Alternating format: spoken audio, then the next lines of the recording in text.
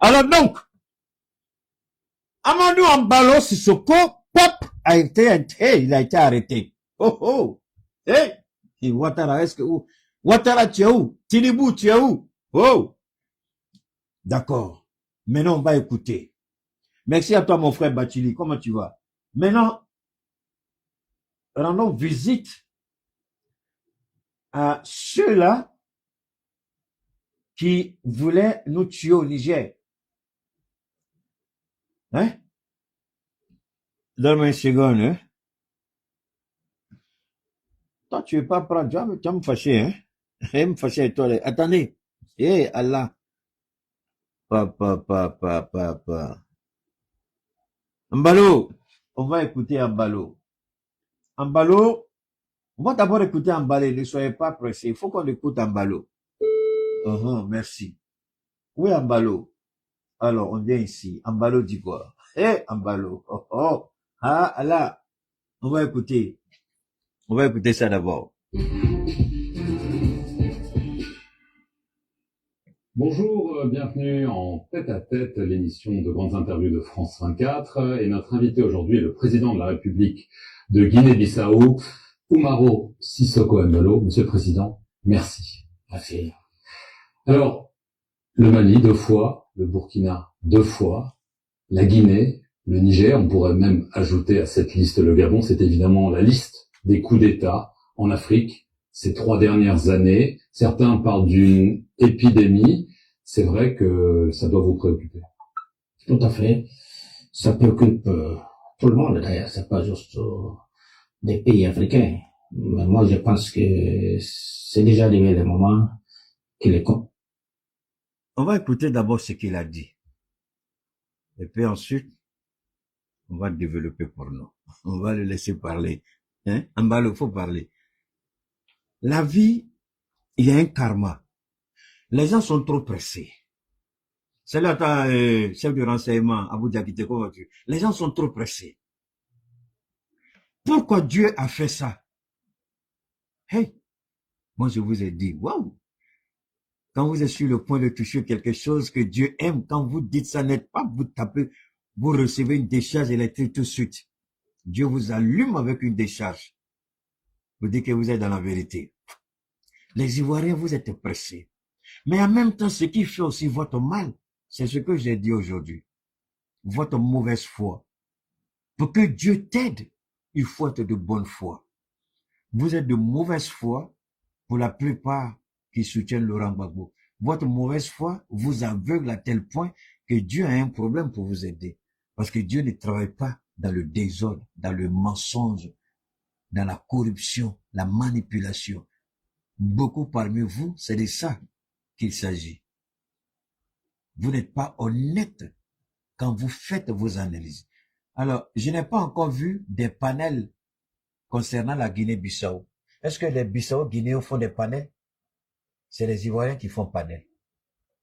C'est à cause de tout cela. Excusez-moi, hein, j'ai parlé un peu mal, hein, les expressions là. Excusez, après on va nettoyer un peu. La plupart de ceux qui vont parler sur vos panels, c'est des femmes qui sont légères. C'est des hommes qui sont crapuleux. Beaucoup. 80 à 90%. Les gens qui vont parler sur les panels, ils ont tous des problèmes. Mais ils ont la grande gueule qui nettoie même pas. Et puis ils sortent, ils parlent. C'est pas Panel qui a fait tomber lui là-haut. C'est pas Panel. Ambalo est tombé. C'est pas fait de Panel. Vos panels là, vous tuez le peuple avec. Vous faites que le peuple s'endort. Vous manipulez le peuple avec. Et moi, je suis étonné de voir certains de mes frères participer à ces panels-là. Je parle des Soulé de Paris, je parle des Zozo, je parle de mon frère ici, Babokone, mais c'est des panels qu'il faut bannir. N'y allez pas. Ça ne sert à rien, ces panels. Ça ne vous avancera à rien, ces panels. Laissez-les parler de ce qu'ils ont envie de parler. Soulé de Paris, amenez mon message. Dites-lui que je lui demande humblement pardon à faire des panels à Kaboakono. Seulement Babo, à cause de Dieu, à faire des panels, il faut laisser tomber. Zozo, il faut laisser tomber. Vous croyez obligé d'aller intervenir? Ça là, Dieu n'aidera jamais ces panels, je vous dis pourquoi. Parce que ceux qui sont à la tête de ces panels, c'est des faux la plupart. Ils sont pas vrais. J'ai pas envie de dire qu'il y a beaucoup de tchatcho dedans, mais il y a beaucoup de tchatcho dedans. Femme tchatcho, vous savez ce que ça veut dire? Il y a beaucoup de tchatcho dedans. Toi, tu es tchatcho, c'est toi, tu veux qu'on tombe un tchatcho président. Il va tomber comment? Hein? Toi-même, tu es Lélé. Toi-même, tu es Jean, que vous connaissez. Et puis toi, tu veux qu'on tombe un peu. Ça va tomber comment? Ça va passer par eux. Et toi, tu vas te mettre dedans. Mais vous rendez la tâche difficile à Dieu. Laissez les gens des panels là faire leur panel. Ils n'en valent pas la peine. N'allez pas perdre votre temps là-bas. La plupart des gens qui sont là-bas, là, au nom de Dieu, si vous fouillez leur vie, saleté qui va sortir devant vous là, vous allez fuir. Alors, eux vont parler d'un panel et puis Dieu va faire ce qu'ils, ils vont demander, Dieu va faire ça. Va ça pourquoi? Pourquoi Dieu va faire ça? Arrêtez ça. C'est panel qui a fait tomber lui là. C'est pas panel, oh.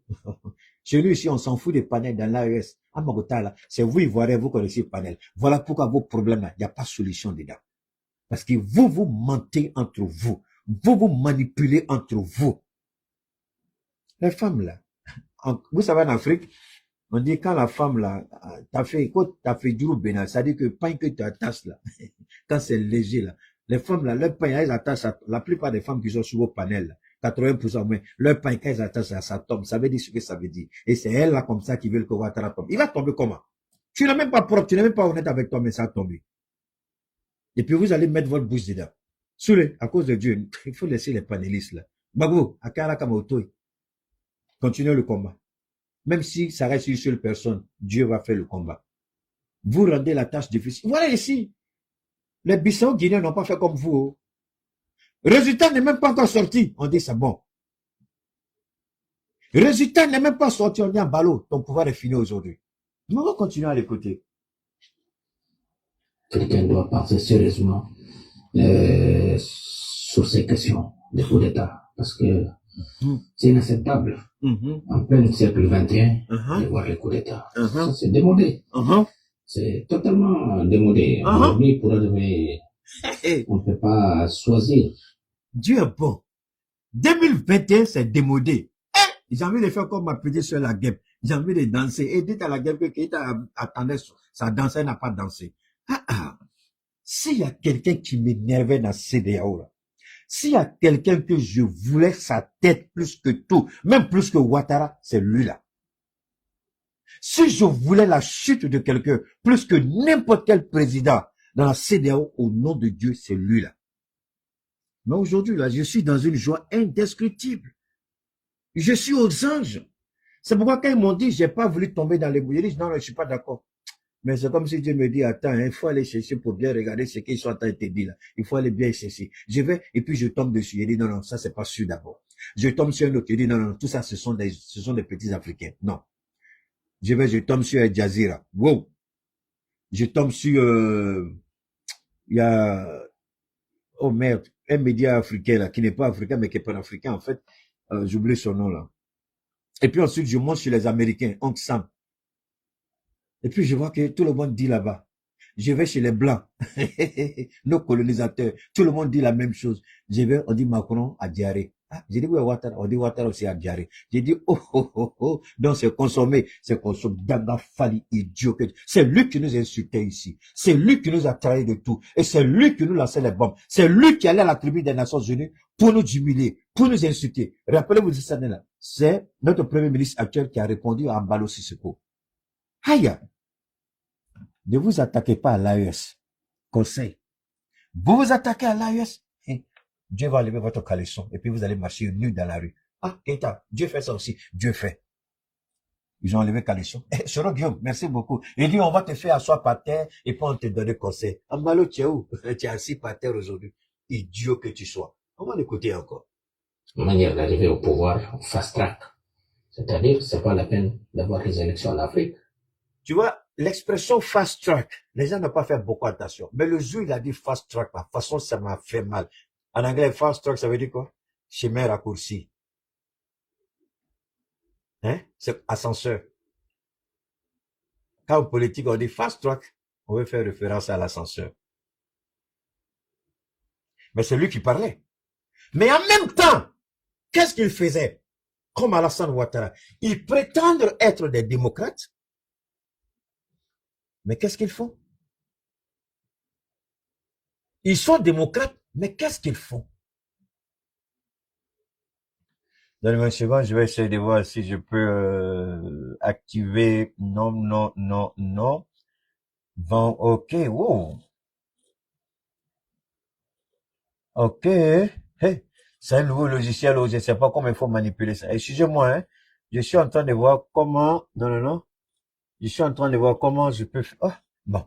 On fait ça après. J'arrive pas à faire circuler comment on appelle ça, les commentaires au niveau de YouTube, là. Comme c'est nouveau. YouTube, c'est nouveau. Je sais pas trop manipuler. C'est la première fois que je l'utilise. Donc, après, hein, je vais apprendre à manipuler et puis faire ressortir les commentaires. Il dit, écoutons-le et pas revenir encore sur d'autres événements. C'est là que je pense, ça c'est pas une question juste régionale, c'est une question du continent africain. On puisse finir avec ce comportement inacceptable. Mais justement, on a l'impression que finalement, ce qui s'est passé au Mali, au Burkina Faso, en Guinée et maintenant au Niger, pour parler de votre région, l'Afrique de l'Ouest, il semble que les putschistes se rendent compte que prendre le pouvoir, ça marche, y rester, ça marche aussi, donc on continue, il n'y a pas de raison de s'arrêter. Effectivement, moi je pense que ça, c'était notre tort. Dès le premier coup d'État, qu'on devait être ferme, prendre des mesures vraiment anticonstitutionnelles qui pouvaient enlever les idées contre ce comportement inacceptable. Parce que c'est une chose antidémocratique. C'est la tradition des années 70, 80 qui est en train de revenir. Et ça, c'est inacceptable. Bon, en temps normal, j'aurais bien voulu développer ça. Pourquoi dans les années 70, 80, 90, jusqu'en 2000, il y avait encore des coups d'État. Tout le monde savait très bien. Le président, en paix à son âme, Idriss Déby l'a dit. Le président Oufoué l'a dit indirectement. Le président Déby l'a dit directement. Le président Thomas Sankara l'a dit directement. Bien d'autres chefs d'État l'ont dit, ceux qui n'étaient pas d'accord avec la méthode, que c'est la France qui poussait les présidents à modifier la constitution et se maintenir au pouvoir. Et quand vous venez et vous défendez vos intérêts, la France actionne tout de suite la DGSE avec Oufoué, en tout cas en Afrique de l'Ouest, pour vous déstabiliser. Déstabiliser, c'est le mot petit, non? Pour vous tuer et faire un coup d'État. Les coups d'État à cette époque-là, on ne vous arrêtait pas. On prenait le pouvoir et on vous liquidait. On prenait le coup d'État et on vous liquidait. On prenait le coup d'État et on vous liquidait. Voilà ce que les années 70, 80, 90, 95, un peu 2000. Mais ça, c'était la France qui demandait ça. J'ai pas envie d'aller faire ressortir une intervention du président Déby. Mais c'était la France qui était à la manœuvre. Qui peut dire que c'est pas la France? C'était la France. D'accord? C'est pas fini. Alors, maintenant que vous avez entendu, il parle. Mais le problème, c'est quoi? Je vous ai dit, le film de la chute d'Ambalo, c'est le film que nous sommes en train de vivre là. Parce que le coup d'État lui-même, il n'a pris qu'une fraction de seconde. C'est-à-dire, il y a une seule phrase qui a fait le coup d'État. Une seule phrase qui a fait le coup d'État. Une seule phrase qui a confirmé le coup d'État. Monsieur le Président, vous n'êtes plus président de la République de Guinée. Dès à présent, vous êtes aux arrêts. Nous allons dissoudre la Constitution et toutes les institutions de la République. Les frontières aériennes, terrestres, maritimes seront fermées. C'est ça qui fait un coup d'État. Si on n'a pas encore dit ça, il n'y a pas de coup d'État. Évidemment, quand vous dites ça, il y a des conséquences. Donc, vous vous apprêtez pour un affrontement armé, ou si on vous empêche de dire ça au président, vous allez à l'affrontement armé, soit le tuer, soit l'arrêter par la force. Mais regardez comment l'intelligence des militaires bissau-guinéens s'est passée. Lui, il a voulu nous tromper en allant à maintes reprises en Russie. Quand il allait en Russie, il a essayé de jouer avec les émotions des Occidentaux et des Russes. Mais Poutine savait très bien. Alors, la question, comment la DGSE, qui est le puissant renseignement français, n'a pas vu ça venir? Parce que là, c'était un élément d'Ambalo. Et c'est un élément de la France-Afrique. Comment la puissante, ou bien, comment on dit ça, organisation, institution, du renseignement français, comme la puissante DGSE n'a pas vu ça venir. C'est impoli de m'appeler Petit Keïta, c'est impoli, je n'aime pas ça du tout. Entre nous, tu peux le dire, mais dans mon direct, tu n'écris pas ça. Tu ne connais pas mon âge, je ne connais pas ton âge, tu viens me dire mon petit. C'est déplacé, il faut plus me dire ça. Alors, donc, il y a des moments où je suis pour la familiarité, mais dans les interventions comme ça, non. Je me fais respecter, je respecte les autres. On me salue proprement, on ne me salue pas, c'est pas un problème, mais ne venez pas m'appeler petit petit. Alors, quand vous regardez ça, ça c'est un élément de la France-Afrique. Question. Qu'est-ce que la DGSE n'a pas compris? Est-ce que ce qu'on nous a vendu de la DGSE, est-ce que c'est vrai? Première question. Est-ce que le logiciel chinois, iranien, russe est plus perficace? Je dis, mais il n'y a pas d'efficace. Je dis perficace, c'est-à-dire au-dessus de l'efficacité. Est-ce que c'est plus perficace que les instruments de l'Occident? Évidemment, vous avez vu récemment qu'est-ce qui se passe en ce moment. L'Ukraine est en train de chercher à négocier quoi? Négocier la paix. Pendant qu'ils disaient qu'ils vont vendre 100 rafales, pendant qu'ils disaient ils vont faire ceci, ils vont faire cela, vous êtes pauvres, vous n'avez rien. Vous avez perdu votre monopole financier parce que nous étions la vache au lait de la France. Regardez, on dit la Guinée-Bissau est un pays pauvre, mais c'est faux. Vous écoutez les commentaires encore, pays pauvre. Mais attention, demandez le sous-sol bissau-guinéen, vous allez tomber à la renverse. Le sous-sol bissau-guinéen, mais c'est un des sous-sols les plus riches en Afrique. Idem pour le Burkina Faso. Idem pour le Mali, pour le Niger. On nous a tous traités de pays pauvres parce que c'est ce qu'ils voulaient qu'on gobe, qu'on accepte. Une fois que vous acceptez ce complexe d'infériorité et de pauvreté, ils viennent vous dominer. La domination est d'abord culturelle. On vous montre que vous ne valez rien. On vous dit que vous êtes nul. On vous dit qu'il n'en valent pas la peine. On vous dit qu'on est obligé de vous aider. Alors qu'on vit de votre richesse, on se nourrit de votre sous-sol, on est riche, on vante sa richesse, son mode de vie, on vient même vous enseigner la démocratie, alors que c'est vous qui financez tout de A à Z. Mais on vous dit que vous ne valez rien. Aïe, aïe, aïe, aïe. Et puis vous gobez ça. C'est pourquoi j'ai toujours dit que je m'en fous de ce que tu as comme diplôme. Si tu es garçon, si tu es sûr que tu es enfant de ton papa et ta maman, et que tu dis que tu as ton PhD, à cause de Dieu, il faut venir. Faut pas venir me dire de faire des mélanges chimiques ici, c'est pas de ça qu'il s'agit. Je parle des questions de société. Parce que si tu as appris quelque chose, ton travail te permet d'interagir avec la société. Viens me démontrer en quoi est-ce que ton travail là, à part ce que tu as appris côté technique là, viens qu'on parle de l'implication dans la société. C'est là que beaucoup ne comprennent pas. C'est pourquoi on a des corrupteurs, des corrompus, des voleurs, parce qu'ils n'ont pas compris leur rôle véritable dans la société. Donc, il y avait des coups d'État de la France parce que si, vous croyez que si j'étais ce que j'ai fait aujourd'hui, si je le faisais dans les années 70, si j'étais comme Keïta comme ça, mais il y a longtemps, j'étais allé six pieds sous terre. Si je le faisais en 80, il y a longtemps qu'on m'avait liquidé, on avait piégé ma voiture, on m'avait tendu une embuscade quelque part. Mais ce que j'ai fait aujourd'hui, si je le faisais dans les années 90, c'était encore, bon, je l'ai fait pas en 90, mais à partir de 97 jusqu'en 2000. C'est ce que j'ai dit aujourd'hui. Moi, là, c'est pas les micros que j'ai commencé. Moi, j'ai commencé sur le terrain. Voilà pourquoi j'ai cette connaissance approfondie. J'ai l'expérience d'abord sur le terrain avant de venir parler dans les micros. Tous ceux qui parlent aujourd'hui politique, là, prenez tous. Et puis tamisez. Qui est allé sur le terrain? Des terrains hostiles où les gens vous attendent avec des gourdins, avec des machettes. Vous rentrez, vous parlez, vous arrivez à retourner la situation en votre faveur. Mais à l'époque, n'oubliez pas que nous parlions du RDR. Le RDR d'Alassane Ouattara, qui tuait. Mais les gens m'attendaient souvent.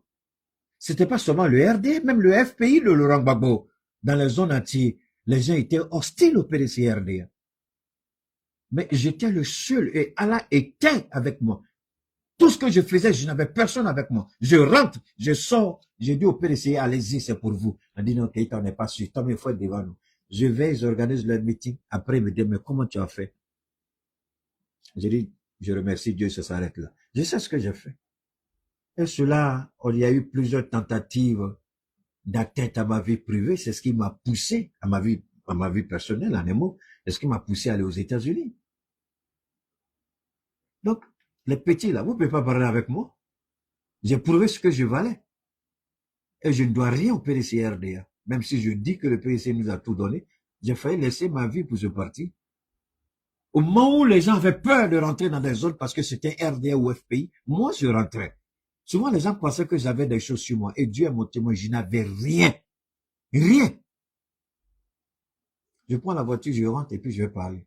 Puis je sors. Souvent on me dit, mais on t'attendait. On ne savait pas que tu étais bon comme ça. On attendait une petite erreur de ta part. Mais l'erreur ne venait jamais. Parce que dès que je rentre dans la zone, tout de suite, quelque chose me dit, fais attention, il faut savoir parler ici. Et puis, je ne dis pas ce qu'ils veulent, mais je les mets en conflit avec leur esprit. Je n'arrivais pas à voir tout le monde, mais j'avais au moins la majorité. Ça, je l'ai fait. Donc, je ne sais pas. Alors, quand nous parlons de ces choses-là, nous savons de quoi nous parlons. Je suis passé par là. Et moi, je me rappelle, mon père me disait souvent, je ne sais pas, je te regarde, j'ai les larmes aux yeux, je ne sais pas trop si tu vas revenir en vie le soir. Tellement tu risquais ta vie. Je vous ai dit qu'il y avait 2 éléments de la DGSE, qui étaient avec nous. Je vais dire même, je m'en fous. Monsieur Babili Dambélé, peut-être que vous le connaissez, peut-être que vous ne le connaissez pas. Il était un des éléments forts du PDC-RDA.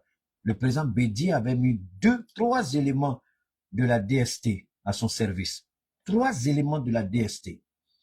Et c'est eux là qui m'appelaient. Il dit, Keïta, nous on a nos armes. Toi tu n'as rien. Mais comment tu fais? Petit frère, fais attention. C'est eux qui étaient avec Babili Dambélé. Je dis le nom. Allez-y poser la question à Babili Dambélé. Si ces officiers-là vivent aujourd'hui, ils peuvent témoigner. Je ne sais pas ce qu'ils sont devenus. Nous, on a fait des choses. Ne venez pas me montrer ici vos petites incompétences. Quand je parle, je sais de quoi je parle.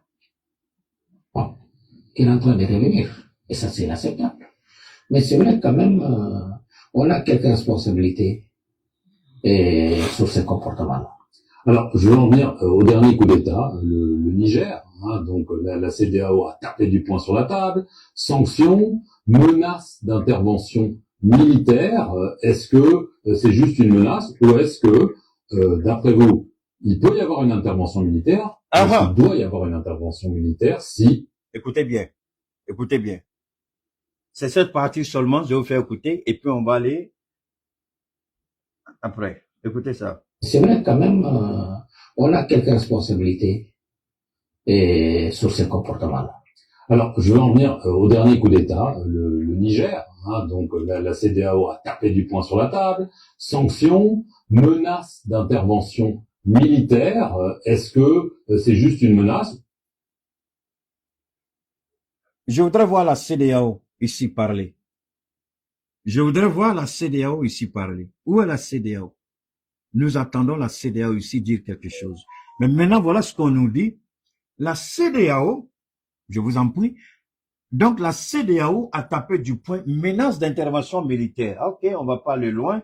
On va revenir rapidement à la CEDEAO. Voilà ce que la CEDEAO avait décidé.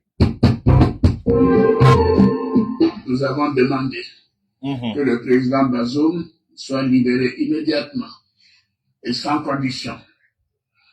Troisièmement, nous avons demandé que le président Bazoum soit réinstallé dans ses fonctions de président du Niger afin de s'occuper de la gestion de son pays comme celle-ci lui a été confiée par le... Alors, le déni de la réalité, ils ont dit, on a demandé à ce que... j'ai oublié. À qui ils ont demandé? Bon, on va couper Ouattara un peu et puis on va repartir au Niger. Permettez-moi, on va revenir au Niger rapidement avec ça. Permettez-moi de vous montrer ça. Niamey a vécu un moment d'une intensité rare. Dès l'annonce de l'arrivée du chef de l'État, le général d'armée Abdourahmane Tchani, la capitale s'est littéralement transformée. Des foules immenses ont convergé vers les grandes artères, les carrefours, les ronds-points. Une marée humaine venue de tous les quartiers, de toutes les communes, créant une atmosphère de ferveur comme on en voit seulement dans les grandes heures de l'histoire nationale.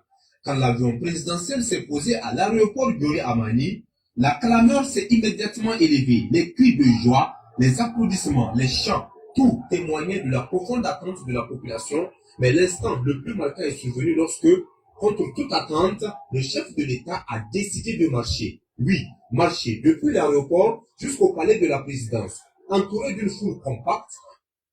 De l'aéroport jusqu'au palais de la présidence. Combien de kilomètres? C'est ce qu'il a fait avec Assimi Goïta. C'est ce qu'il a fait avec notre président Ibrahim Traoré.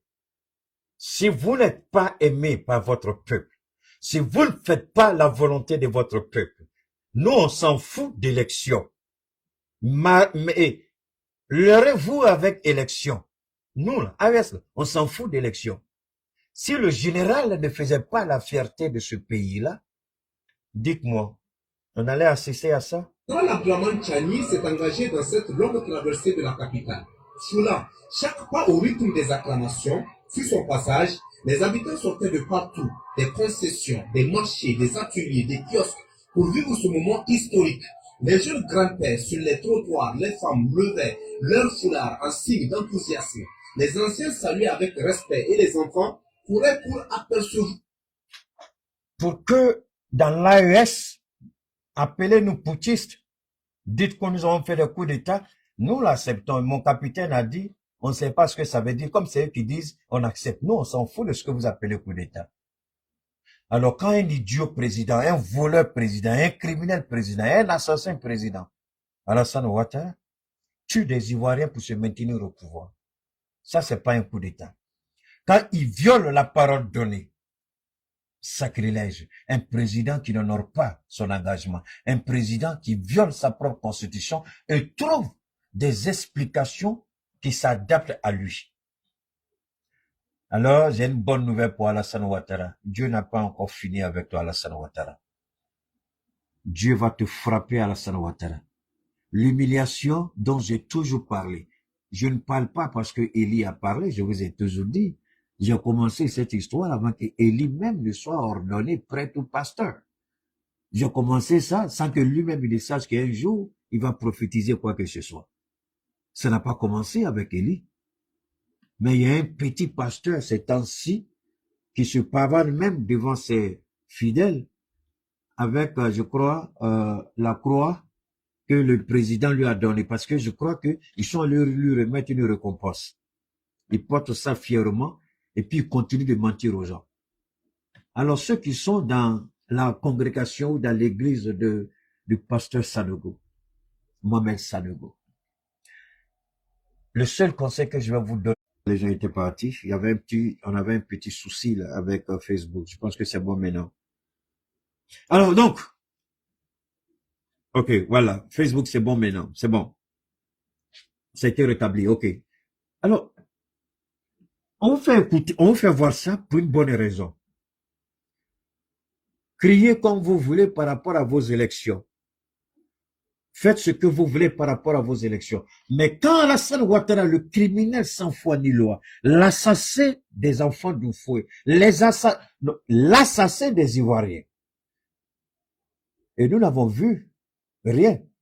Il y a ma sœur Badou, j'ai une sœur ivoirienne qui est aux États-Unis. Elle m'a envoyé un lien. Elle me dit Keïta, pardon. Bon, elle m'appelle jamais Keïta, elle m'appelle mon Sacha. Elle dit mon Sacha, pardon. Si tu me dis que c'est vrai, je vais croire à ça. Si tu me dis que c'est faux, je vais pas croire à ça. Le lien, on voit qu'il y a l'intelligence artificielle qui a été activée comme voix. Et on parlait d'une décision des Nations Unies. Et beaucoup d'Ivoiriens et beaucoup de nos compatriotes à l'extérieur sont tombés dans le piège. Ce que je voudrais dire aux uns aux autres, je voudrais dire à ma sœur Badou, elle est beaucoup active sur les réseaux en tout cas, j'apprécie beaucoup parce qu'elle m'envoie plein de liens. J'en profite pour faire une petite pause et puis envoyer ce message clair à tout le monde. Faites beaucoup attention. Je le dis souvent, je suis un as de la communication. Ce n'est pas pour me vanter. La raison, elle est toute simple. En d'autres termes, je veux dire que je maîtrise la communication. Et pour endormir la conscience des gens, il y a une façon de faire la communication. Et au RDR, ils ont compris que les Ivoiriens veulent toujours entendre que Alassane a tort. Donc eux-mêmes, dans leur propre laboratoire, ils peuvent endormir les consciences des gens en activant l'intelligence artificielle, écrire un test et faire lire le test par l'intelligence artificielle en faisant passer des images d'archives. Et tout de suite, vous allez croire que c'est vrai alors que c'est faux. Quand vous écoutez du début jusqu'à la fin, donne-moi une seconde, hein, j'espère que, donne-moi une seconde ici. Quand vous écoutez, j'espère que ça va, hein, Facebook là, ça va, non? Ok. Je vais revenir rapidement encore à Facebook là. Pardon.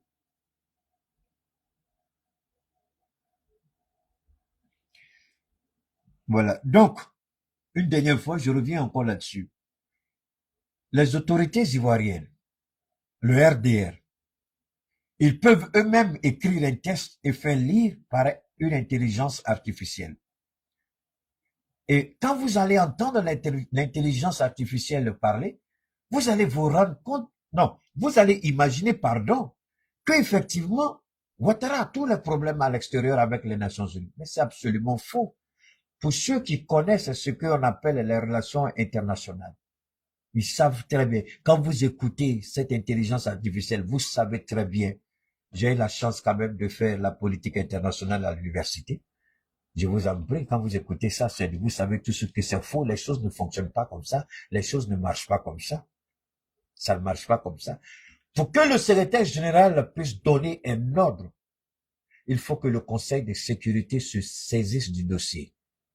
Tant que le Conseil est là, il y a un seul organe au sein des Nations Unies qui donne un ordre contraignant. C'est le Conseil de sécurité, seul qui peut donner un ordre contraignant. Ni le secrétaire général, ni l'Assemblée, ni les autres structures attachées ne peuvent le faire. Mais quand vous écoutez l'intelligence artificielle, on ne parle que du secrétaire général. Le secrétaire général est une marionnette entre les mains des 5 puissances. Au niveau du Conseil de sécurité, il n'a aucune autorité contraignante. Et elle m'a amené ça parce que les gens, les Ivoiriens, tellement on a soif, tellement on veut voir Ouattara tomber, quand on entend quelque chose, tout le monde tombe dessus. J'espère que tu es là, Badou, ma soeur. Tu as demandé la réponse, c'est la réponse que je t'apporte parce que j'ai estimé que donner une réponse publique pour que tout le monde entende et que le RDA comprenne que moi je sais ce qu'ils ont fait. Ça là, c'est le RDA qui a fait, ne vous fatiguez pas. C'est le RDR. Attendez. Moi, voilà mon intelligence artificielle ici, je peux l'utiliser comme je veux. Où il est? Le voilà qui est là. Donne-moi une seconde, je vais vous faire écouter mon intelligence artificielle tout de suite. Vous allez voir. Où il est? Ok. Je vais mon, ok. Permettez-moi. Élection Alassane Ouattara. C'est pas un test, non? Où il est, mon truc là? Élection Alassane Ouattara. Vous allez entendre tout de suite. C'est facile, hein? Parle-moi des élections en Côte d'Ivoire. Avec plaisir. Les élections en Côte d'Ivoire sont souvent un sujet très intéressant, surtout avec les dynamiques politiques et les enjeux de stabilité. Si tu as des questions précises ou un aspect particulier que tu veux aborder, n'hésite pas. Alors, donne-moi une seconde. Il faut que ça passe sur le volume. Là, ça passe pas. C'est pas ce que je veux. Alors, Ouattara est-il contesté par les Nations Unies? Oui, Alassane Ouattara a parfois été contesté par certains segments de la population, notamment en raison de ses mandats et de la durée de son mandat. C'est un sujet assez complexe et intéressant à explorer. Ok, merci. Alors, vous voyez, ça c'est l'intelligence artificielle. On est en train de communiquer comme ça. Il n'y a rien de vrai dans ce que souvent les gens disent. Moi, j'ai installé ça pour Gausso par rapport au cours d'histoire. Il pose des questions à l'intelligence et puis l'intelligence lui parle comme s'il y a un professeur qui était là. Parce que ça aide beaucoup. Les parents aussi peuvent aider les enfants avec l'intelligence. Attention, faut pas en abuser, hein. C'est quand il a besoin de quelque chose, je lui dis, ok, tu poses la question là-dessus, il pose la question, puisqu'il a il a tablette, téléphone, il a tout, même au niveau de sa télé. Donc, il y a tout ça, ça l'aide beaucoup. Mais la question fondamentale ici, c'est de faire beaucoup attention. Je sais qu'on veut voir Ouattara tomber. Je sais qu'on veut que Ouattara, ça s'arrête. Mais il faut faire beaucoup attention parce que souvent, on peut passer à côté et puis, ça peut ne pas chose, hein. D'accord? Alors, donc, je sais pas trop pourquoi. Alors, une fois de plus, rapidement sur la Guinée-Bissau, on va continuer d'écouter Alassane Ouattara. De son pays, comme celui-ci lui a été confié par le peuple nigérien.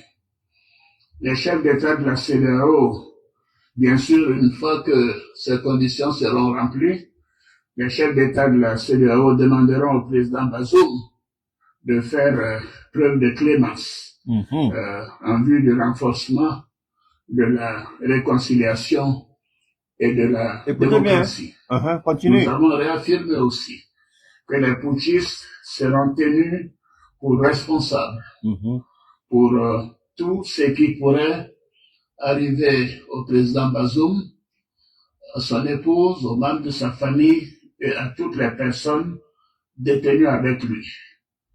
Les putschistes sont tenus totalement. Voilà un président qui n'a plus le souffle de vie en lui. Quand je disais ça, les gens ne comprenaient pas. Écoutez, quand il parle, il est même essoufflé. Quelqu'un qui est au bord de sa tombe, quelqu'un qui est près de la mort, qui ne manifeste aucune clémence, qui veut voir les autres mourir, qui veut voir les autres périr.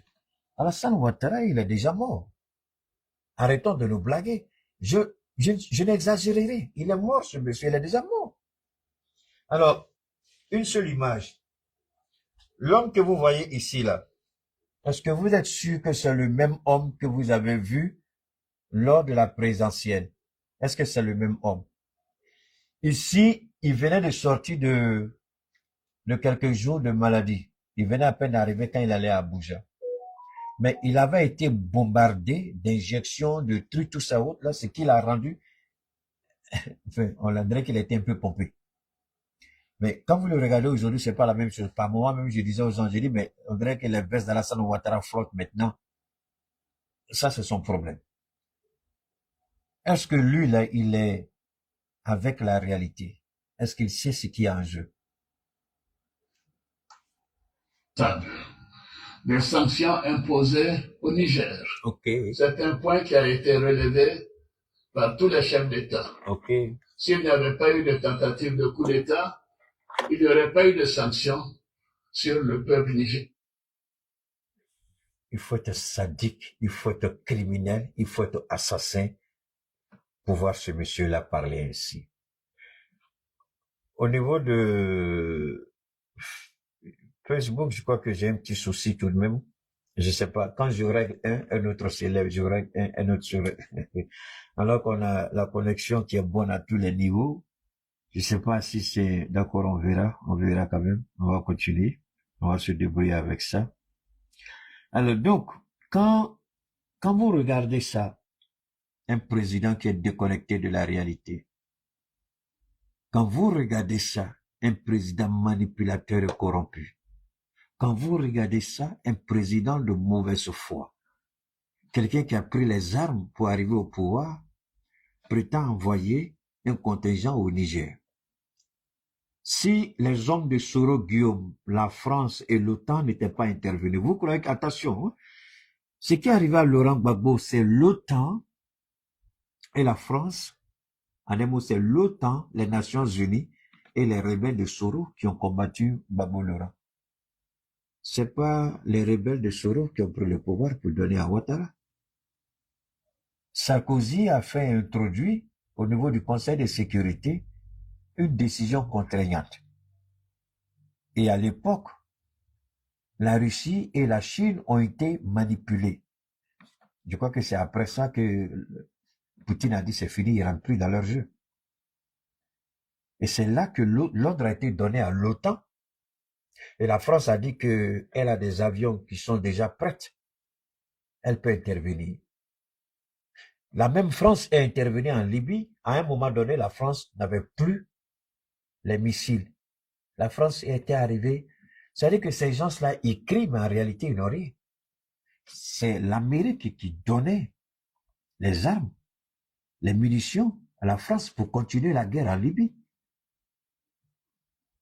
Alors, c'est cette organisation OTAN qui, fort de son succès en Côte d'Ivoire avec Laurent Gbagbo, avait signé à l'époque un deal avec la CEDEAO. Et à l'époque, j'espère que tout le monde s'en souvient, je fus le seul au départ à sortir avec le document, parce que le document avait été fait de façon discrète. Et c'est par un coup de grâce de la part de Dieu même que je suis tombé sur le document. Et quand j'en ai parlé, paf, tout de suite, c'était partout. Et la cité, l'OTAN s'est cachée. Après, ils sont revenus avec ce qu'on appelle le G5 Sahel. Mais l'OTAN veut toujours.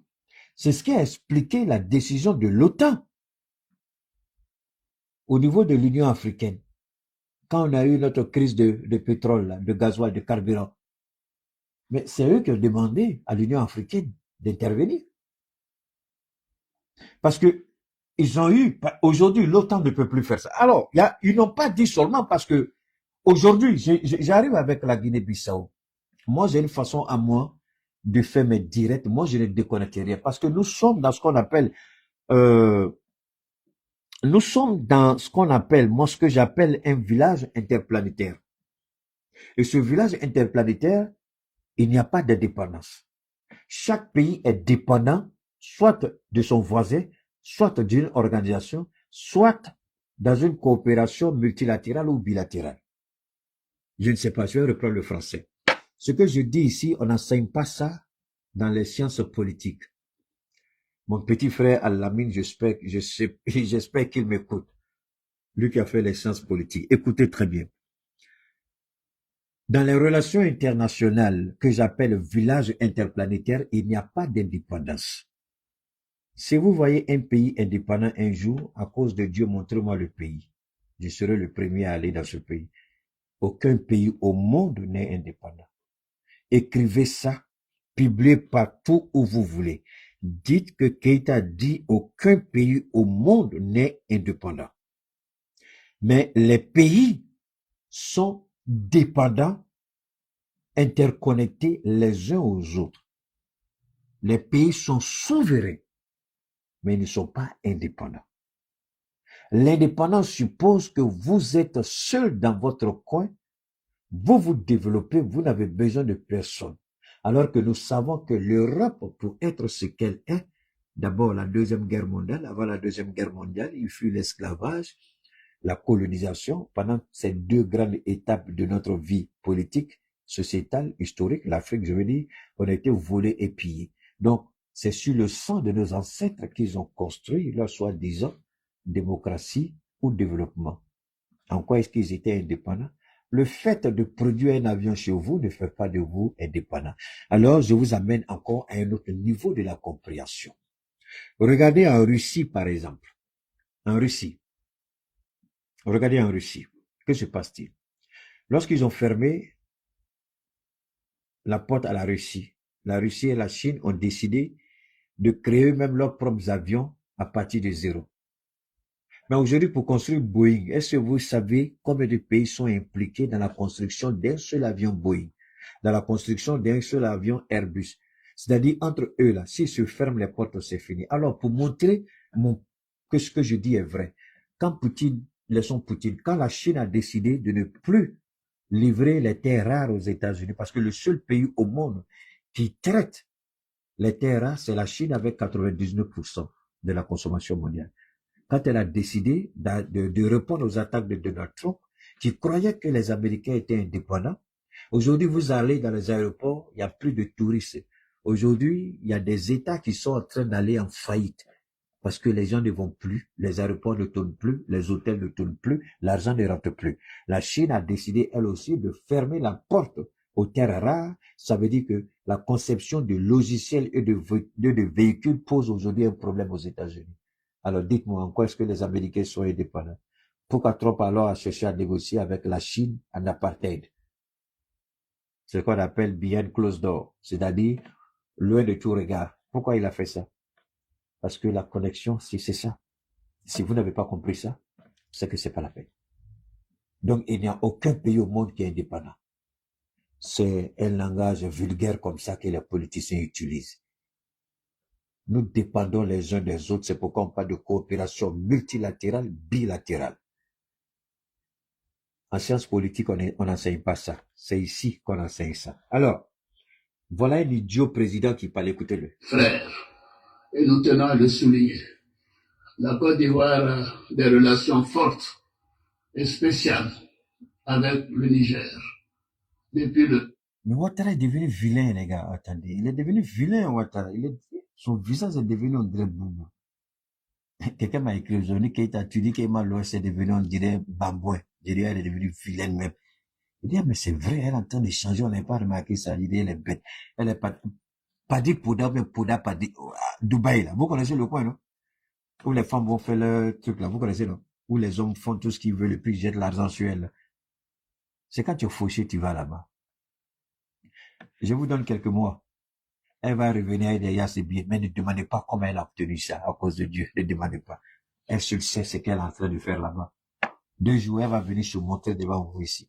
Tu as l'argent dans ton pays, pourquoi tu es allé dans le pays des gens? Parce que moi, j'ai besoin d'aller à Dubaï. Je suis fier de mon Mali. Mais pourquoi elle va là-bas? Ouais, quand vous voulez vivre au-dessus de vos moyens et vos parents sont incapables de vous recadrer, quand ça ne va plus, surtout quand vous êtes femme, c'est facile de faire certaines choses. Et elle est là-bas, seul Dieu sait ce qu'elle est en train de faire. L'argent n'a pas gagné en Côte d'Ivoire, c'est à Dubaï, tu as gagné ça. Si c'est pas pour aller faire ce que vous connaissez là. Hein? Si c'est pas pour aller faire ce que vous connaissez là. Elle va faire quoi? Elle a quel argent pour aller investir à Dubaï? On vous a doublé, ouais. Elle n'a rien. Elle est super endettée. Elle va aller faire ce que vous connaissez, et puis 2 jours après, elle va venir avec l'argent. On dit, elle a eu l'argent, Dieu se sait. Elle est là même voir l'argent, elle sent au-delà de l'argent. Elle sait ce qu'elle a fait, dans quelle douleur. Elle n'est plus femme, parce que tu quittes là-bas, tu verras, c'est fini. Ton humanité est terminée. Maintenant, elle attend que Dieu la frappe, parce que Dieu va la frapper, ça, moi, c'est sûr. Ouattara, tu es devenu vilain là. Regardez son visage, regardez le visage de Ouattara. On dit, ah, Keita insulte Ouattara. Regardez son visage. Hein? Regardez-le. Il est devenu vilain. Tu vois, Allah dit Nyamakuji. Il est devenu trop vilain. Bon, on va l'écouter quand même. Menindjoré et de Oufouet-Boigny. Et nous souffrons de voir le peuple frère du Niger soumis à des sanctions. Pourquoi il ment comme ça même? Fermeture de banque, commerce interrompu, diminution de fourniture d'électricité, mais nous tenons à dire que cela est la faute des putschistes. Nyamoko Fali Dangading avec ta gueule pourrie là. À partir que tu sois. Alors, quelqu'un décide de prendre la responsabilité dans son pays. Toi, idiot là, tu as quoi avoir dedans? Un imbécile président. Excusez-moi, je dois le dire parce que je suis révolté contre cette vieille merde, cette vieille carcasse dépassée là. Idiot. Toi, tu tues les Ivoiriens. Tu manipules la constitution. Et tu trouves que c'est pourquoi je dis, hey, Alassane Ouattara, ce que Dieu te réserve là, c'est Dieu seul qui connaît. Nous, on ne fait qu'annoncer, on ne va pas plus loin. Maintenant, il dit qu'il a 30 000, qu'il a un contingent envoyé. Vous avez tous entendu ça. Mais revenons ici. Écoutons ça d'abord. Écoutons ça. Eva Gayoko, bonjour. Bonjour. Que savez-vous de cette force régionale dont la CEDEAO a annoncé dimanche la création? À ce stade, ce qui a été annoncé, c'est non seulement la création d'une force de lutte antiterroriste, mais qui serait également habilitée à s'investir en cas de coup d'État. Si vous n'avez pas, allez sur YouTube. Oh là là. Ouh. Bon, permettez-moi, je vais aider les gens rapidement ici, parce que je vois que ils ont tous les problèmes du monde. Je vais juste demander aux gens de Facebook, là, d'aller sur, ok. Oh là là là là. Permettez-moi, hein. Ok, je vais permettre aux gens de YouTube, là, je vais écrire quelque chose pour qu'ils voient, quoi. Ok. Voilà, permettez-moi, hein, je vais juste... Voilà, c'est pas ça que je veux, non. Je veux juste... Donne-moi une seconde. Oh là là.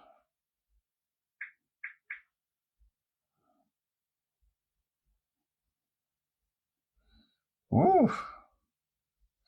Alors, YouTube là, Facebook, allez sur YouTube. Oh là là, j'ai du mal même à faire passer YouTube. Je vais faire image. Donne-moi une seconde. Je vais juste faire passer une image que j'ai du mal à faire passer. Je vais juste faire passer. Donne-moi une seconde. Je vais aider au niveau de Facebook là. Attendez, permettez-moi, je vais essayer de voir si je peux envoyer. Ok, j'envoie un message à partir d'ici. Ok, on va écouter ça. Owen Ballo, le président en exercice de la CEDEAO, est l'un des promoteurs de cette idée de créer une force capable de rétablir l'ordre constitutionnel. Est-ce que ça vous paraît crédible? Une telle force peut-elle fonctionner aujourd'hui, selon vous? Le président Embalo Sissoko est bien placé pour connaître les capacités de déploiement de la force en attente. Vous avez bien compris, hein, le président Embalo est bien placé. Alors, pourquoi je vous fais écouter ça? Où est la force anti-putsch de la CEDEAO? Où est cette force d'intervention? On se rappelle, lorsque l'AES avait annoncé la mise en place d'une force conjointe, une force commune, d'ailleurs, c'était ça le premier élément, le premier objectif de la mise en place de l'AES. La CEDEAO a tout de suite répondu. Mais on n'a jamais vu cette force. Aujourd'hui, jusqu'à ce que Embalo soit emporté, pour vous dire à quel point c'était de la distraction, à quel point c'était de la manipulation, à quel point il n'y avait rien de vrai dans tout ce qu'il disait. C'était faux. Voilà Embalo qui est emporté par la CEDEAO. Puisque justement son pays, la Guinée-Bissau, a été avec la Gambie l'un des théâtres les plus récents et pour la Guinée-Bissau les plus fréquents de déploiement de cette force. Donc oui, il est tout à fait possible de mobiliser cette force. La question est de savoir s'il est possible de la mobiliser dans le cadre de la gestion de la crise sahélienne aujourd'hui, qui va bien au-delà des difficultés que l'on a pu connaître. Bon, au Sahel, nous, on n'a pas de problème. C'est Embalo aujourd'hui qui a problème. Nous, on a nos présidents, Assimi est là, Ibrahim est là, Tiani est là. Nous, on n'a pas un problème. C'est lui qui a un problème. Alors, je reviens encore ici. On sort, on revient encore ici. Maintenant, on va écouter ça. Des soldats ont déclaré à la télévision d'État avoir pris le pouvoir de la Guinée-Bissau ce mercredi 26 novembre. Cette allocution s'est produite à la suite d'informations faisant état de coups de feu près du palais présidentiel. Le haut commandement militaire a déclaré qu'il venait d'assumer les pleins pouvoirs de l'État. Le haut commandement militaire pour le rétablissement de l'ordre national et public décide de déposer immédiatement le président de la République, de suspendre jusqu'à nouvel ordre toutes les institutions de la République de Guinée-Bissau, de suspendre jusqu'à nouvel ordre les activités de tous les médias et de suspendre également immédiatement le processus électoral en cours, de fermer les frontières terrestres, maritimes et l'espace aérien national. Selon des témoins, les routes menant au palais présidentiel ont été fermées par des postes de contrôle tenus par des soldats lourdement armés. Alors, vous avez entendu? Mais pourtant, ça a été là, non? Tu as piloté en fait la CEDEAO en sous-main. Ça, c'est quand Macron était là-bas, hein, en Guinée-Bissau. Je pense que la position de la CEDEAO est assez bien claire.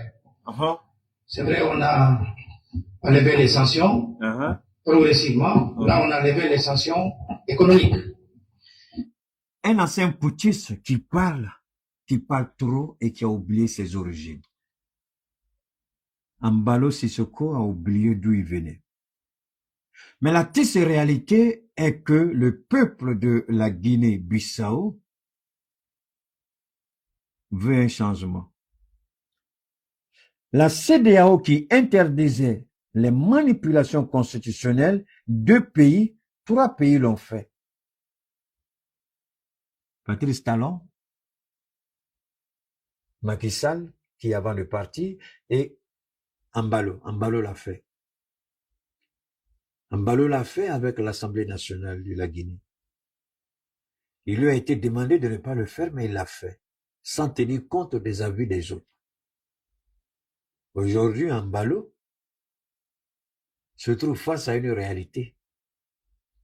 Lui-même, il a creusé sa propre tombe. Il y a un coup d'État. Il dit autre chose. Mais aujourd'hui, Ouattara qui, après avoir tué les Ivoiriens, et moi j'avais dit à la diaspora, rendez la vie impossible à Alassane Ouattara chaque fois que vous entendez qu'il est en France et vous n'avez rien fait. Ouattara, il passe des jours heureux sur le sang des Ivoiriens, il va se reposer bien. Ou je ne sais même pas dans quelle ville, dans quelle région parisienne là il est. Mais dès que vous entendez que Ouattara est là, je vous ai dit, ramassez toutes les ordures, allez verser devant sa résidence et allez voir le maire dit, il y a un criminel qui est là, qui ne doit pas résider dans la commune. Vous faites des bruits de sorte que les riverains eux-mêmes se plaignent. J'ai expliqué le cas de Kadhafi à New York, comment les riverains ont saisi le maire de New York pour dire qu'ils ne sont pas d'accord que Kadhafi vienne habiter dans leur région. Il était obligé d'aller prendre un hôtel près des Nations Unies pour pouvoir passer son séjour. Il avait loué un château de Trump, mais après ils ont mis la pression. Ils disent qu'ils ne veulent pas voir Kadhafi là-bas. Vous pouvez faire la même chose en France, au lieu de passer votre temps à faire des panels ridicules qui n'avanceront à rien. Rendez la vie misérable à Ouattara chaque fois que vous attendez qu'il est en France. Alors donc ici, nous avons la réalité. Voilà cette réalité. Amadou Ambalo Sissoko a été rattrapé par l'histoire. Il a menti, il a manipulé. Aujourd'hui, il est rattrapé par l'histoire. En réalité, pourquoi les militaires sont intervenus? Ambalo Sissoko a commencé, il a vendu la Guinée à la France. Vous savez que les potentialités énergétiques de la Guinée n'ont jamais été exploitées. La Guinée-Bissau, malheureusement, est connue comme un pays par où transite le trafic de drogue. Quand les Américains ont mis la pression sur la Guinée-Bissau, c'est là que le RDR a tendu la perche aux trafiquants de drogue. Voilà pourquoi la Côte d'Ivoire est dans le viseur de l'Union européenne et des Américains. La Côte d'Ivoire est dedans. La Côte d'Ivoire est citée nommément comme étant un pays par lequel transite la drogue pour remonter à l'Europe. Mais Sissoko n'a pas été capable de lutter efficacement contre le trafic de drogue. Ça, c'est un. Il n'a même pas permis l'exploitation des ressources naturelles pour faire de la Guinée-Bissau un des pays les plus riches d'Afrique. Mais on indexe ce pays-là comme un pays pauvre. Et les gens ne veulent pas. Ils sont pas d'accord. Ils ont raison. Alors, il est venu au pouvoir. Les gens attendaient beaucoup de lui. Malheureusement, c'est pas ce qu'il a fait. Et lui et le chef de file de l'opposition, chacun criait victoire. Et l'armée a vu ce qui se passait, ce qui se préparait, ce à quoi le pays fonçait. C'est le couille que les Ivoiriens n'ont pas. C'est cette détermination qui manque aux Ivoiriens. Est-ce que vous pensez que si vous sortez des camps militaires, même si vous n'avez pas les armes, vous croyez que vous ne pouvez pas faire tomber Alassane Ouattara? Le peuple n'attend que vous ne vous manifestiez. Sortez sans armes. S'il tire sur le peuple, ce sera fini pour lui. Vous n'avez pas besoin d'asseoir vos deux têtes dans les camps et crier on n'a pas d'âme, idiot que vous êtes. Vous pouvez faire tomber ce régime-là sans tirer un coup de fusil. Votre formation militaire ne vous sert qu'à prendre des armes. Vous ne savez pas tendre les embuscades. Vous ne savez pas comment il faut attaquer la résidence d'Alassane Ouattara. Vous ne savez pas comment il faut attaquer, comment on appelle ça, l'hôtel Sébraco. Votre formation militaire a servi à quoi? Allez vous asseoir dans les maquis avec les filles, c'est ça votre formation militaire?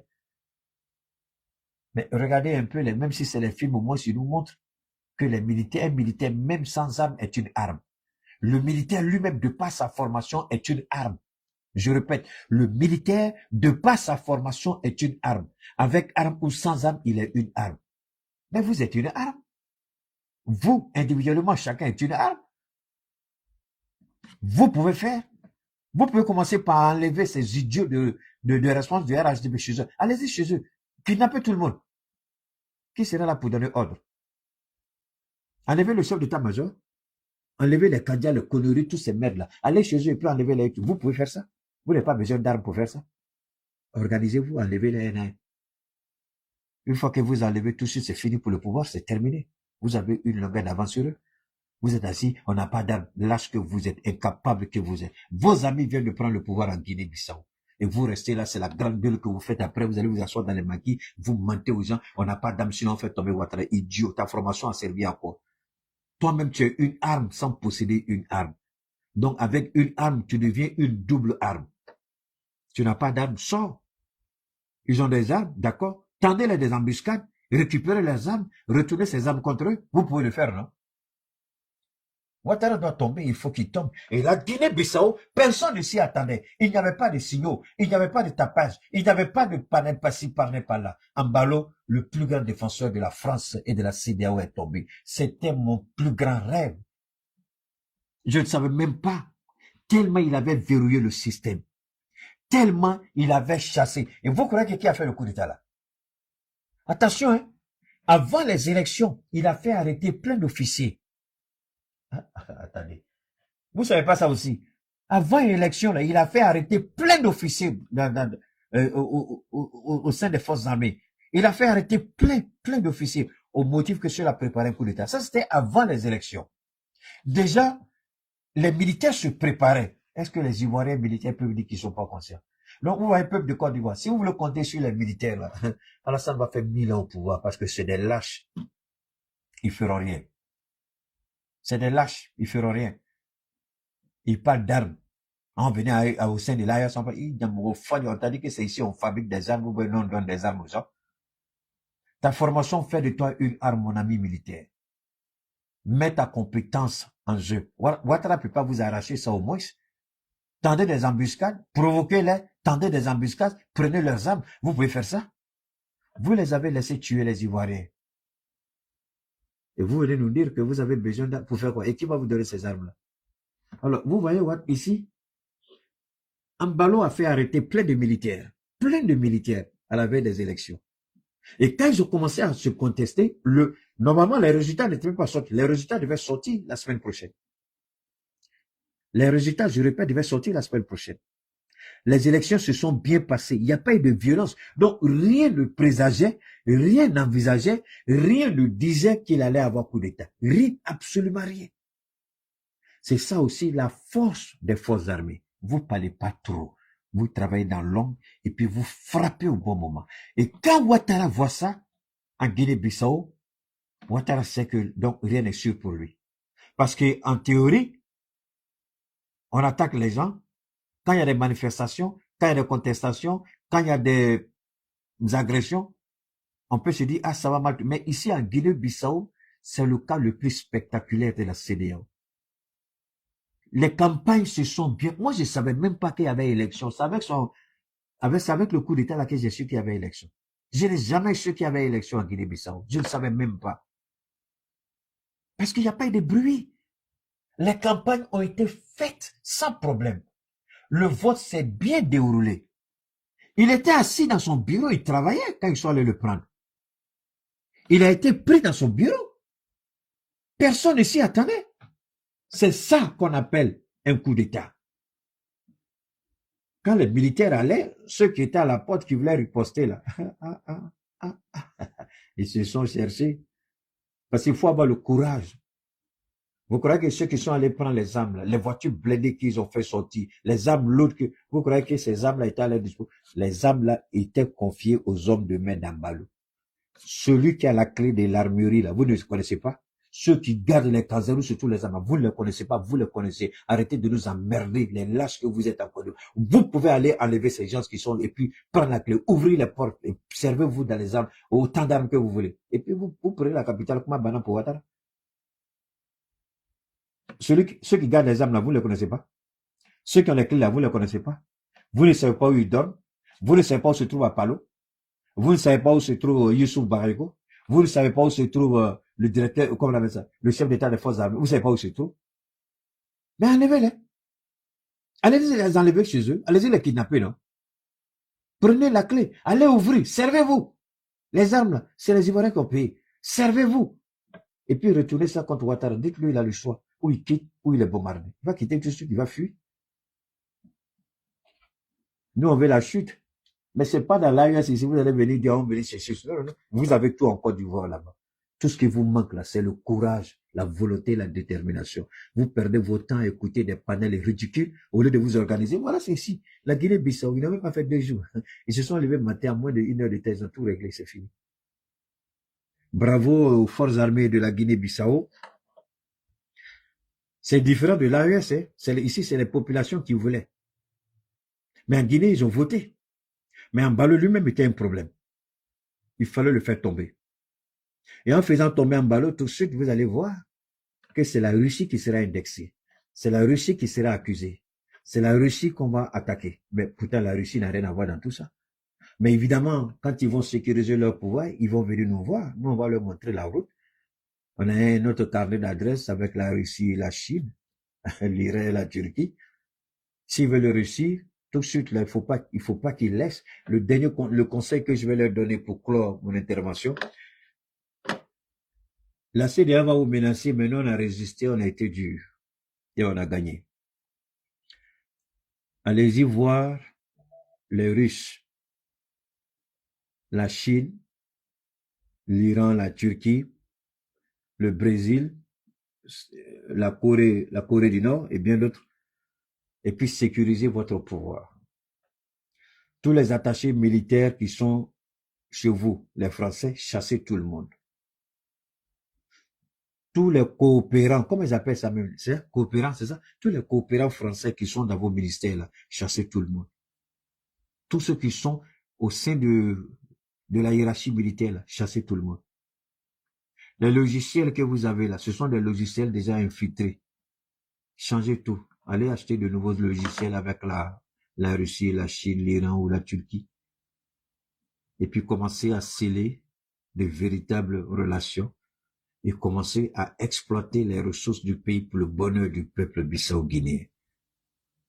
Mbalo a trahi, il avait la grande gueule. Qu'il paye pour sa trahison. Qu'il paye le prix. Il y a une possibilité. Et la CEDEAO, ils vont commencer à se manifester certainement. La CEDEAO, ils vont se vanter. La CEDEAO, ils vont crier. La CEDEAO, ils vont hurler. La CEDEAO, ils vont dire ceci. La CEDEAO, mais c'est zéro. La CEDEAO ne fera rien parce que la CEDEAO n'a aucun moyen. S'ils ont une armée anti-push, nous, on viendra soutenir les Bissau-Guinéens contre la CEDEAO. Si la CEDEAO veut attaquer la Guinée, ils n'ont qu'à nous demander. On ira là-bas les aider gratuitement. Je répète, si la CEDEAO veut intervenir en Guinée-Bissau par employer la force, ils n'ont qu'à demander seulement le soutien de l'AES. On sera les premiers à arriver là-bas. On va donner une petite correction à ces zélés de la CEDEAO. Qu'ils maintiennent leur position, ils sont dans le bon combat, ils n'ont pas besoin de se laisser distraire. Mbalo est un traître. Et s'il y a quelque chose aujourd'hui qui me permettra de dormir à l'aise, c'est de savoir qu'il n'est plus président. Et tout le processus électoral a été annulé. Toutes les institutions ont été dissoutes. Les frontières aériennes, terrestres, maritimes ont été fermées jusqu'à nouvel ordre. Nous allons suivre l'évolution de la situation. Nous allons suivre ce que la CEDEAO va dire. Nous allons voir s'ils vont activer leur force, comme ils disent, anti-push. On verra. Alors, ça a été un plaisir. Ça fait un bout de temps que j'avais pas réalisé un direct avec autant de clarté. L'image au niveau de YouTube, je vais dire. Je pense qu'on va utiliser le logiciel là maintenant parce qu'il est plus adapté. Il consomme, je crois que lui consomme beaucoup moins que les autres. Donc ça fait qu'on peut réaliser de très belles choses avec ce logiciel-là. C'était la première fois que je l'utilise. Mais en même temps, je voudrais faire dire aux uns aux autres, c'est vrai que nous, permettez-moi, je vais faire écouter ça. J'espère que je pourrai le faire. C'est vrai que nous permettons, c'est vrai que il y a beaucoup de choses que je fais par rapport à mes produits. D'accord, on va parler de nos produits rapidement. Souvent aussi, les gens m'appellent à la dernière minute. Quand la situation est compliquée, on essaie de me mettre la pression, j'essaie d'expliquer. Mais avant, tous ceux à qui j'ai déjà répondu qui ne répondent pas, je vais une fois vous dire, tous les messages seront archivés. En d'autres termes, quand vous n'êtes pas vraiment prêt pour acheter, il est bon souvent de ne pas bousculer. Parce que vous me bousculez, vous m'empêchez de répondre à ceux qui étaient là avant vous. Quand on vous répond, vous ne réagissez pas. Donc, tous ceux qui ont déjà reçu des informations il y a plus de 3 semaines, voire un mois, ils n'ont pas réagi, vous serez tous archivés parce que je vais faire la place pour les nouvelles personnes. Je ne peux pas laisser ma messagerie pleine alors que vous n'êtes pas disponible. D'autres le sont, ils ont des besoins plus urgents. Ça, c'était la première information. La deuxième information, n'attendez pas que les choses se compliquent avant de contacter Keita. C'est un peu chose. Et la troisième information, c'est les dernières livraisons ont pris un petit retard. Je voulais pas en parler, mais c'était pas de ma faute. On a été contacté par les différents services de livraison pour nous dire qu'il y avait un problème de kérosène. Le kérosène, c'est par rapport à l'avion. Et aussi, nos jeunes gens qui prennent les colis pour aller les déposer dans les différents coins. La pénurie était telle que c'était difficile. Mais je crois que depuis hier, avant-hier déjà, on avait reçu l'information. On avait reçu à peu près 12 millions de litres. 12 millions de litres, oui, d'hydrocarbures. C'est beaucoup, hein. Le Niger, à lui seul, nous a donné 82 camions citernes de 45 000 litres. Donc, calculez un peu, ça fait combien? Ça, c'est le Niger seul. 82 camions de plus de 45 000 litres. Ça, c'était un don à l'État du Mali. Nous remercions le général Tchani et le peuple du Niger. Donc, le Mali a aujourd'hui à sa possession à peu près 12 millions de litres, donc ce qui est largement suffisant pour stabiliser la situation. Mais ce que je vais demander à l'État du Mali, c'est de faire le maximum pour récupérer. Ça, c'est une stratégie. Ça, c'est un secteur vital et stratégique. Aucun gouvernement ne peut laisser ça entre les mains d'un privé. Ça a été l'erreur des gouvernements soi-disant démocratiquement élus. Et nous voulons demander au président Assimi Goïta de reprendre la distribution des hydrocarbures. Si la Russie a fait échouer aujourd'hui tous les pronostics, c'est parce que la Russie contrôle elle-même ses ressources énergétiques, en l'occurrence le gaz et les hydrocarbures. Si vous perdez ça, c'est fini. Donc nous demandons au président Assimi Goïta de faire en sorte de récupérer au moins à 80% la distribution des hydrocarbures. En tout cas, au minimum 70%, 80%. Et construire vraiment des zones de stockage hors de la ville. Assez important, bien sécurisé évidemment. Vraiment construire une zone sur des hectares où on peut emmagasiner autant de carburant avec un cordon sécuritaire assez renforcé. Parce que c'est important. Déjà, on a compris l'importance des hydrocarbures et on sait aussi que la plupart de ceux qui sont tapis dans l'homme en Côte d'Ivoire, ils sont tous actionnaires dedans. Le nom que les gens voient souvent, on dit le pétrolier, détrompez-vous, c'est des prête-noms. Moi, quelqu'un dit qu'il faut utiliser, tu as 10% ou tu as 1%. Mais 10% de chiffre d'affaires, toi, tu fais des milliards de chiffre d'affaires. Tu me donnes 10%, tu sais ce que ça fait? Mais c'est énorme pour avoir juste prêté mon nom. Mais c'est ce qu'ils ont fait tous. C'est des prête-noms. Rien ne leur appartient, en réalité.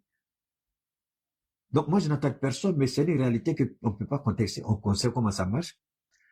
Donc, nous souhaiterons que le gouvernement prenne la responsabilité, que le gouvernement s'assume et reprenne la distribution des hydrocarbures au Mali. Le capitaine l'a très bien réussi. Le général Tiani est en train de le réussir. Le Mali ne peut pas rester vraiment en arrière dans cette situation. Le capitaine, quand il arrivait au Burkina, la situation était pire que celle du Mali. Il a stabilisé et aujourd'hui le Burkina n'a aucun souci. Je pense que le président Assimi Goïta peut faire la même chose.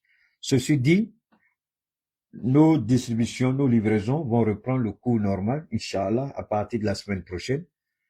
Alors, sinon, toutes les commandes qui ont été confirmées, je crois, cette semaine, tout est déjà parti. Hier, non, le mercredi, ouais, tout est parti. Ce qui devait aller, pardon, en Europe, aux États-Unis, au Canada, dans d'autres pays, c'était le mercredi. Maintenant, au niveau d'Abidjan, je crois que c'était le lundi ou mardi que les colis sont partis. Voilà. Donc, c'est cette information que je voulais apporter. Maintenant, si vous n'êtes pas prêt, ne mettez pas la pression. Vous pouvez Keïta juste pour avoir une idée, c'est mieux. Mais quand vous êtes vraiment dans le besoin et que je donne, parce que regardez bien quand je donne, on fait des propositions de paiement. Moi, je n'oblige personne à payer cash. Mais seulement aucun produit n'est livré si ce n'est pas payé en intégralité. Vous pouvez payer en 2 temps, vous pouvez payer en 3 temps, mais en fonction du montant. Donc, vous avez la possibilité de payer selon. Et puis, je ne dis même pas si tu payes aujourd'hui, là, demain matin, il faut que tu viennes payer. Il y a des gens qui font par mois. Il y en a même qui font chaque 2 mois. Quand ils finissent de se payer net, ils envoient tout, dit que tout est fini, pour vérifier, puis tu envoies mon produit. Moi, je n'impose rien. Je suis flexible. Il y a des gens que le premier, le deuxième paiement, il y en a qui même pas fait 1 mois, 2 mois. Moi, je ne mets aucune pression. Mais si vous n'êtes pas prêt, je vous en prie, laissez la place à ceux qui sont prêts. Parce que, à partir de ce soir, tous ceux à qui j'ai répondu qui n'ont pas fait, je mets tout le monde dans les archives pour que les nouvelles personnes je puisse répondre aux nouvelles personnes. Parce que vous m'empêchez de pouvoir répondre aux gens. Donc, ceci dit, une dernière encore information, c'est que Keïta ne consulte personne. Vous venez à moi avec des informations précises. Jusque là encore, les gens m'envoient des rapports médicaux, ce que je n'ai jamais demandé.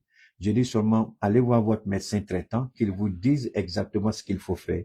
Vous faites les analyses, vous faites les scanners, vous faites tout ce qu'il y a lieu de faire, et lui, il interprète son diagnostic. Voilà, ça, c'est de ça que j'ai besoin. Voilà, je n'ai pas demandé quelque chose. Quand vous envoyez les documents, je ne réponds pas. Souvent, vous êtes frustré, mais apprenez à écouter. Quand je dis ça, je ne fais pas. Je ne consulte personne. Vous venez à moi avec un résultat précis, avec un diagnostic clair. Si on peut, on dit on peut. Quelqu'un vient, c'est le cancer du pancréas, cancer de la prostate, cancer du col de l'utérus, cancer de sein. Voilà ce qu'on propose. Anémie, hypertension, diabète type 1, type 2, insuffisance rénale, trompe bouchée, ovulation compliquée, dysfonctionnement érectile, voilà. D'accord?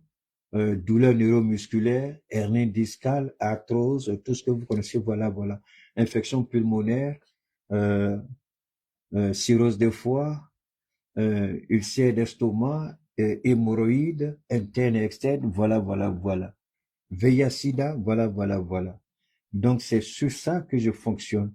Vous me dites ce qu'il y a, je dis voilà ce que je propose. Donc, le numéro, une fois de plus, si vous aussi vous donnez le numéro à quelqu'un, hein, il est bon de donner des informations. Quand vous donnez seulement le numéro, souvent les gens ne savent pas ce qu'il faut faire. Voilà. Donc, c'est le 223 72 77 47 88, 223 72 77 47 88, une dernière fois, 223 72 77 47 88. Maintenant, si vous avez envoyé un message sur l'ancien numéro, le 112 25 70 70, retransférez tous les messages sur le numéro que je viens de donner, le 223 72 77 47 88. Merci infiniment à toutes et à tous. On garde le contact à très bientôt. Merci.